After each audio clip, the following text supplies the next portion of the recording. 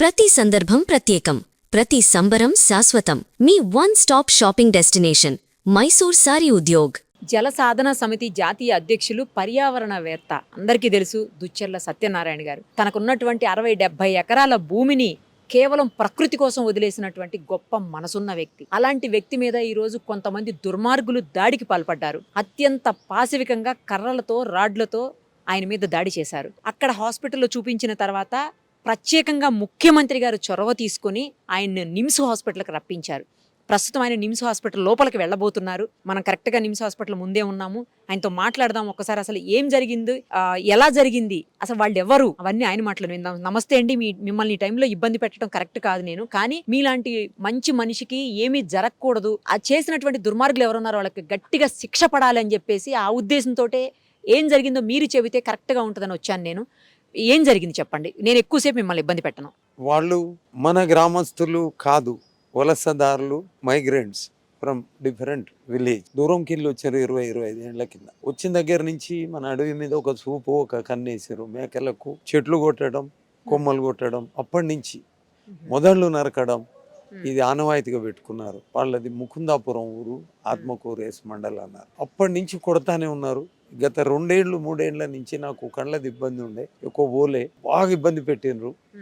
బాగా ఇబ్బంది పెట్టి గెట్లను దున్నినరు. వాళ్ళకి అక్కడ మనకు దగ్గరలో భూములు, వాళ్ళ సొంత భూములు లేవు. ఒకటి కౌలుకు తీసుకున్నారు. మన చెట్లను మొదలు కొట్టినరు, మన గెట్లను నాశనం చేసినారు. తర్వాత దున్నుతా వస్తా మన దాంట్లోకి వచ్చి దున్ని గెట్లను నాశనం చేసినారు. ఇది చేసుకుంటూ వచ్చి ఇక మన దగ్గర 7 మోటార్లు కాలిపోయినాయి. ఎండాకాలం ఇబ్బంది ఉంది జీవరాశులకు, పక్షులకు, సకల జీవరాశులకు. వాటికి అక్కడ స్వయంభూ లింగాకారాలు 8 ఉన్నాయి. ఒక ఆయన మీద మాత్రం ఆగకుండా నీళ్లు అనించి వాటర్ పడుతుంది. ఆ మోటార్ వేపేయడానికి 7 మోటార్లు కాలిపోతే 2 రిపేర్ చేసి తీసుకుపోదామని జీప్లో తీసుకుపోయినాం. ఆడ దిగినాం. దిగేసరికి మన దాంట్లో, మన వ్యవసాయ క్షేత్రం, మన అటవీ క్షేత్రం, మన దైవ క్షేత్రంలో మేకలు గొర్రెలు మేపి ఆగి ఉన్నాయి. అక్కడనే నీళ్లు పెట్టినారు, మన నీళ్లు పెట్టినారు వాళ్ళు. అంతకుముందు మన నీళ్లు పెట్టి మనకు తెలియకుండా దొంగతనంగా వాళ్ళు పారించుకుంటా వచ్చారు. మన మోటార్లు కాలిపోయేది, అందులో సంపుల్లో నీళ్ళు లేక. ఇట్లా రకరకాలుగా కూడా స్టార్టర్లను దొంగతనం చేసిండ్రు, స్టార్టర్ పెట్టెల్ని చేసిండ్రు, మోటార్లను చేసిండ్రు. అది ఉత్కృష్టంగా చేసుకుంటూ వచ్చిండ్రు. ఆ రోజు నేను దిగిన, జీపాడ పక్క పెట్టి దిగి పోయి చూసిన. అక్కడ ఇక నేను సీరియస్ అయినా, నిలదీసిన గట్టిగా. సీరియస్ అయినా గట్టిగా నిలదీసిన. ఏంది ఇది, మా దాంట్లోకి వచ్చి చెట్లు కొట్టిండ్రు, ఇప్పుడు కూడా కొమ్మలు కొట్టిండ్రు, ఇవన్నీ చేసిండ్రు, ఎందుకని నిలదీసి నీళ్లు పెట్టిండ్రు. మన దాంట్లో వచ్చిన తర్వాత ఆడోళ్ళు మగోళ్ళు వారు తిట్టుకున్నారు, తిట్టిండ్రు, సాపిచ్చిండ్రు. ఆడోళ్ళు ఫోన్లు కొట్టుకున్నారు.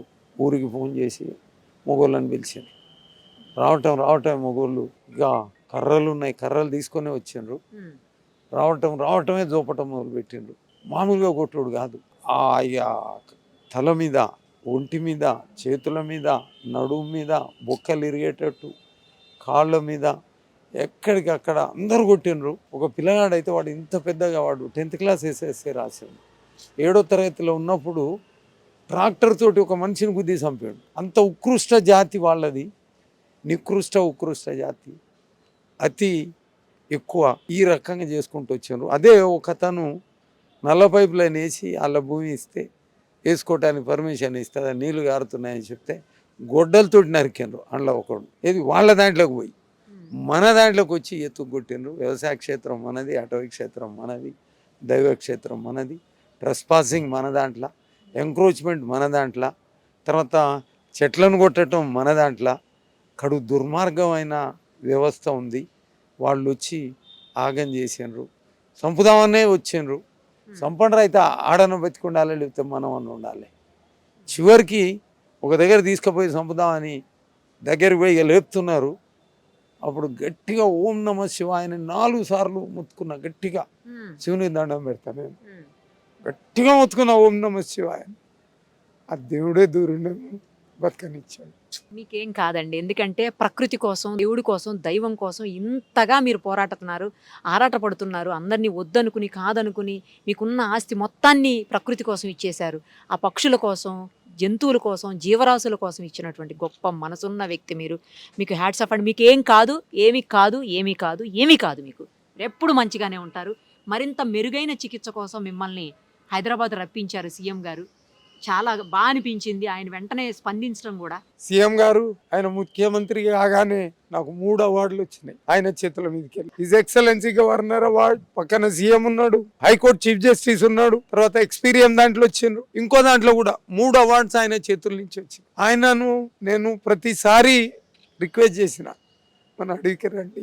ఆయన ఇనిషియేషన్ తీసుకొని కదిలిచ్చి ఉరికిచ్చి నిమ్స్ హాస్పిటల్లో మొత్తం గవర్నమెంటే చికిత్స ఖర్చులు భరిస్తుంది అని స్టేట్మెంట్ ఇచ్చి నేను వస్తుంటే స్క్రోలింగ్ జయరాజ్ గారు మొదటి నుంచి అంటున్నారు. ఆయన ఎప్పుడో నాకు ఇదైన ప్రకృతి దేవత బహుమతి మా ఇద్దరి కలయిక. మీరు ఏడవద్దు ప్లీజ్, మీరు దయచేసి ఏడవకండి. మీరు ఏడిస్తే ప్రకృతి వనదేవత ఏడ్చినట్టే ఉంది. ఏడవకండి ప్లీజ్, ఏడవకండి. మీకేం కాదు. ఖచ్చితంగా నిందితులకి శిక్ష పడే తీరుతుంది, శిక్ష పడే తీరుతుంది. ఆ దేవుడు ఉన్నాడు, సేమ్ టైం న్యాయ వ్యవస్థ ఉంది, ప్రభుత్వం ముఖ్యంగా సీఎం గారు మీకు సపోర్ట్ ఉన్నారు. 100% మీకు న్యాయం జరిగే తీరుతుంది. మేమందరం కూడా మీతోటే ఉంటాం. జాగ్రత్త, హెల్త్, తొందరగా మీరు కోలుకోవాలి, మళ్ళీ మామూలు మనిషిగా రావాలని మనస్ఫూర్తిగా కోరుకుంటూ మిమ్మల్ని ఇబ్బంది పెడితే క్షమించండి. ఆ ఇన్సిడెంట్ జరిగినప్పుడు మీరు కూడా సత్యనారాయణ గారు పక్కనే ఉన్నారు. జనరల్గా ఆయన పక్కన ఎవరో ఒకళ్ళు ఉంటారు. ఈ రోజు ఎంతమంది ఉన్నారు? మీరు ఉన్నట్టున్నారు. అసలు ఏం జరిగింది? నేను సార్ నల్గొండ నుంచి వెళ్ళినాం మేడం, మోటార్లు బాగా చేయాలని. అయితే 1:40 అరౌండ్ టైము రాఘవపురం స్టేజ్ దగ్గర గౌస్ షాపు, అక్కడ మోటార్లు రిపేర్ అయ్యి వచ్చినాయి. అవి మేము జీప్లో తీసుకొని వెళ్ళినాం లోడ్ చేసి.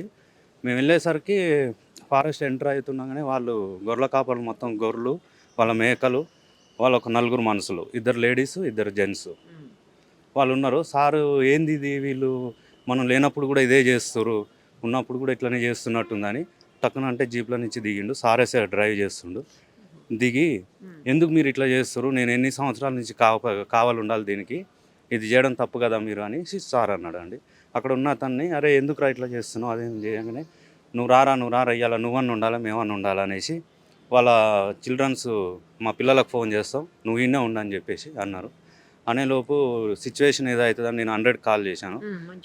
100 కాల్ చేయగానే వాళ్ళు రెస్పాండ్ అయ్యి ఒక 20 మినిట్స్ నాకు రిప్లై కాల్ వచ్చింది. వాళ్ళు చెప్పారు ఎక్కడో మీ లొకేషన్ చెప్పండి అంటే నేను మ్యాన్మేడ్ ఫారెస్ట్ రాఘవపురం దగ్గర అని చెప్పిన. వాళ్ళు చెప్పేలోపు వాళ్ళు వచ్చేలోపు వీళ్ళు 10 నిమిషాల్లో ఒక 4 పెద్దోళ్ళు జెంట్స్, ఒక 3 లేడీస్, వాళ్ళు ఉన్న వాళ్ళతో పాటుగా ఇంకా ఎక్స్ట్రా అందరు వచ్చేసి సార్ను నన్ను సపరేట్గా ఉన్నప్పుడు చూసి నా దగ్గర ఒక 4, సార్ దగ్గర ఒక 6 మంది రౌండప్ చేసారు. నేను సార్ దగ్గరికి వెళ్ళేలోపు ఈయన్ని కొట్టుర్రా ఫస్ట్, ఈయనకి ఏం అవసరం ఉందని ఈడికి వచ్చిండు అనేసి నన్ను రౌండప్ చేసి నా సెల్ ఫోన్ వీడియోస్ తీసి ఫోటోలు తీస్తుంటే సెల్ ఫోన్ వాళ్ళు అక్కడ చుట్టుపక్కల అదే రాఘవపురంకి మైగ్రేట్ అయ్యి వచ్చిరంట వేరే ఊరు నుంచి. అది నాకు కూడా తెలియదండి. మైగ్రేట్ అయ్యి వచ్చిరంట. వాళ్ళు లాస్ట్ ఒక 20 years నుంచి సార్ తోటి ప్రాబ్లమ్స్ చేస్తూనే ఉన్నారంట. సార్ అప్పుడు చెప్పిండు నాకు. చెప్పినాక వాళ్ళు ఒక 10 minutesలో 12 members గ్యాదర్ అయ్యారు. 12 members 12 విధాలుగా వాళ్ళు డిస్ప్యూట్ అయ్యి నా దగ్గర ఒక 4, సార్ దగ్గరకు ఒక 6 వెళ్ళేలోపు సార్ని కొడుతున్నాను, సార్ మీరు కొడుతురని నేను వెళ్ళేలోపు ఫస్ట్ వీని కొట్టుర్రా అనేలోపు నేను ఆ 3 నా దగ్గర కట్ట ఉంటే కర్రతో అటు ఇటు అనేసి నేను తప్పించుకొని రాఘవపురం రోడ్డు మెయిన్ రోడ్ వరకు పరిగెత్తి సూర్యాపేట ఎస్పీ గారికి ఫోన్ చేయను.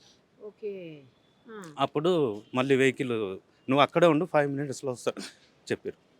ఆ రోజు నన్ను సార్ని చంపడానికి వాళ్ళు మంచి ప్లాన్ వేసారు, కాకపోతే అది ఎగ్జిక్యూట్ కాలేదు.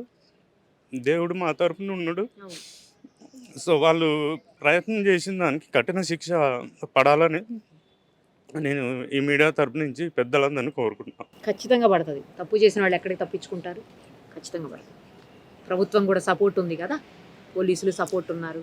న్యాయానికి ఖచ్చితంగా మంచే జరుగుతుంది, న్యాయం జరుగుతుంది. ఏం అన్యాయం అండి. ప్రకృతి కోసం ఉన్నటువంటి వ్యక్తిని, తన ఆస్తి మొత్తాన్ని వనదేవత కోసం ఇచ్చేసినటువంటి గొప్ప వ్యక్తి ఆయన. ఈ దేశం గర్వపడే ఒక ప్రకృతి పర్యావరణవేత్త, మహా విద్యావంతుడు. తన జీవితాన్ని మొత్తం కూడా తన వారసత్వంగా వచ్చే 70 ఎకరాల భూమిని మొత్తం కూడా అడవిని తన ప్రాణంలాగా పెంచి భార్యను వదిలిపెట్టుకొని పిల్లగాన్ని వదిలిపెట్టుకొని కుటుంబాన్ని వదిలిపెట్టుకొని మొత్తం తన జీవితాన్ని అక్కడ పెట్టి ఒక మోడల్ ఈ ప్రపంచానికి ఒక పర్యావరణవేత్తగా దాన్ని చూపెట్టాడు. అలాంటి మహానుభావుడి మీద వాళ్ళను ఆకస్మిక జరిగిన దాడి కాదు, ఇది ప్లాన్ ప్రకారం అడవిని కబ్జా చేయటం కోసం, అడవిని ఆక్రమించుకోవటం కోసం ఈయన ఒక్కరిని చంపేస్తే అడవి మొత్తం కూడా మా ఆధీనంలోకి వస్తుందనే ఉద్దేశంతో ఒక పథకం ప్రకారం ఈరోజు ఆయన్ని చంపడానికి ప్రయత్నం చేయటం అనేది జరిగింది. ఆయన పొద్దున్నే ఫోన్ చేయగానే నేను నిమ్స్ డైరెక్టర్ గారికి బీరప్ప గారికి ఫోన్ చేశాను. వెంటనే గవర్నమెంట్ కల్పించుకొని అన్ని ఏర్పాట్లు ఇక్కడ డాక్టర్స్ని చేయటం ఇవన్నీ కూడా చేస్తున్నారు. ట్రీట్మెంట్ చాలా బాగా చేస్తున్నారు. ఆయన ప్రాణాన్ని మొత్తం నిమ్స్ హాస్పిటల్ డాక్టర్లు అయితేంది, ప్రభుత్వం అయితేంది కాపాడటం అనేది జరిగింది. వాళ్ళకు మాత్రం కఠినమైన శిక్ష పడాలి. అంటే రేపు పొద్దున ఒక మొక్క మనందరం ఆక్సిజన్ తీసుకొని బతుకుతున్నాం. అలాంటి రేపటి తరానికి ఒక అద్భుతమైన అడవిని పెంచి ఆయన ఇచ్చే మహానుభావుని మీద చెట్టును కొట్టినట్టు కొట్టారు, పిట్టల్ని కొట్టినట్టు కొట్టారు, ఆయన్ని చంపాలని ప్రయత్నం చేశారు. ఇది చాలా దుర్మార్గం. నాకు చాలా గొప్ప స్నేహితుడు ఆయన మీద జరిగిన దాడిని నేను తీవ్రంగా ఖండిస్తున్నాను. ఆయన ఒకటి అన్నాడు, నేను మంత్రుల కాడ కూడా గతంలో కూడా చెప్పాను, ఆయన తీసుకొని సీఎం కాడికి కూడా తీసుకొని వెళ్ళాలనే ఆలోచనతో మేము ఇద్దరు ఉన్నాం. ఆయన చెప్పింది గొప్ప మాట ఏంటంటే, నా ఈ 70 ఎకరాల చుట్టూ ఓ ఫెన్సింగ్ వేయాలి, గవర్నమెంట్ సర్వే చేసి ఓ ఫెన్సింగ్ వేయాలి. అట్టగే నేను ఆయన తరపున ఆయన అడగలేదు, నేను ఆయన తరపున నుంచి అడిగేది ఏంటంటే గవర్నమెంట్ని, ఆయన చెట్టు కింద ఉంటున్నా 70 ఎకరాల స్థలం అడవి పెంచి అడవిలో ఒక చెట్టు కింద ఉంటాడు నార్మల్ మనిషిలాగా. కాబట్టి ఒక ఇందిరమ్మ ఇల్లు లాగా ఒక ఇల్లు వేయాలి, దాంట్లో ఒక ఇందిరమ్మ ఇల్లు, దానికి ఫెన్సింగ్ వేస్తే భవిష్యత్ తరాలకు ఇది దుచ్చర్ల సత్యనారాయణ ఈ ప్రకృతి కోసం ఇచ్చింది అనేది ఒక మోడల్ రేపటి తరం ప్రభావితం కావడానికి ఉపయోగపడుతుంది.